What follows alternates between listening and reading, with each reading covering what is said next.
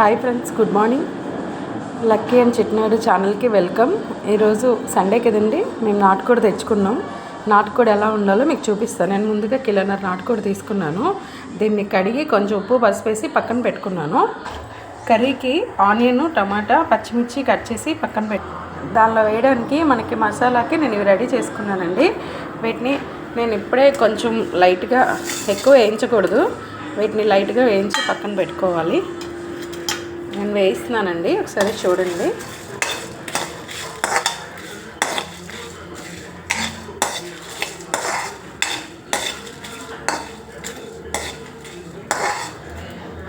ఇవి మీడియం ఫ్లేమ్లోనే వేయించండి.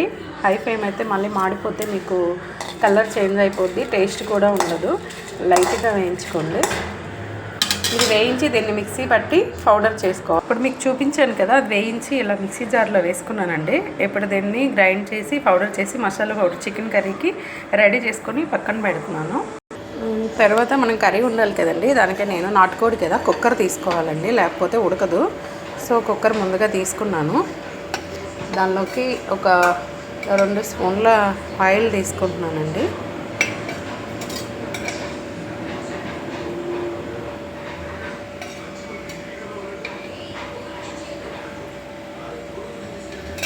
నేను ముందుగా కట్ చేసి ఉంచుకున్నా, మీకు చెప్పాను కదండి, పచ్చిమిర్చి, ఉల్లిపాయలు, టమాటా అవన్నీ వేసుకొని వేయించుకోవాలి. ఆనియన్, పచ్చిమిర్చి వేగుతున్నాయండి. కొంచెం అల్లం వెల్లుల్లి పేస్ట్ వేయండి. అది వేస్తే ఏంటంటే మనకి నాన్ వెజ్ కదా, అల్లం వెల్లుల్లి పేస్ట్ కంపల్సరీ వేసుకోవాలండి.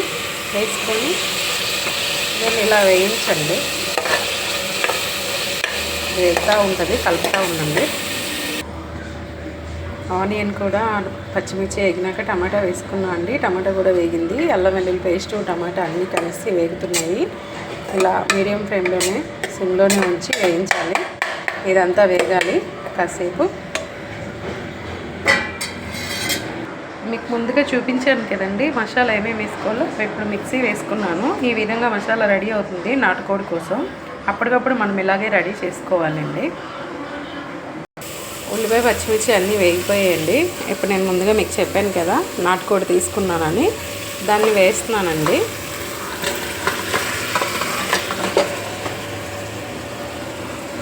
ఇలా వేసేసుకోవాలి.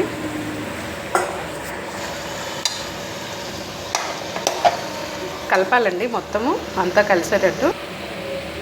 సాల్ట్ వేసుకోండి.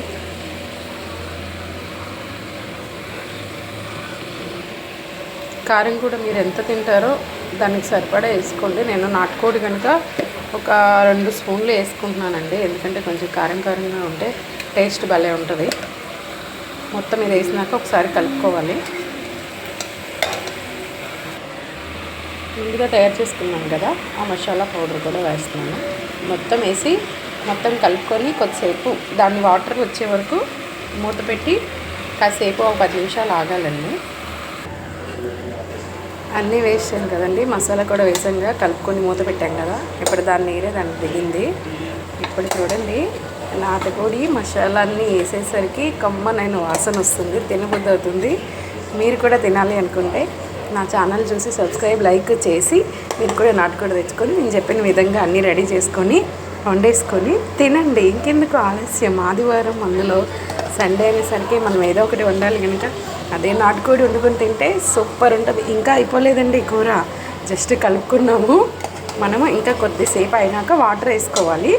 వెయిట్ చేయండి, చెప్తాను. ఈ విధంగా మొత్తం వేయించుకున్నాం కదండి, ఇలా ఆయిల్ రావాలి. ఇట్లా ఆయిల్లో వేగితేనే నాటుకోడి నీచు వాసన అనేది ఉండకుండా ఉంటుంది. ఏమంటే ఈ విధంగా వేగింది కదండి. ఇప్పుడు నేను నాటుకోడి కనుక ఒక 2 గ్లాసులు వాటర్ వేసుకుంటున్నాను.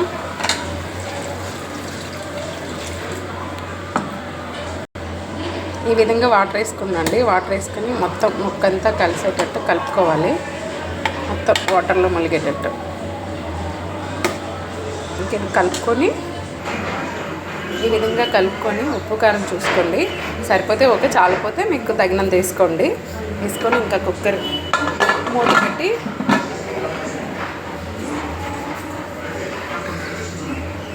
విజిల్ పెట్టేసుకోండి.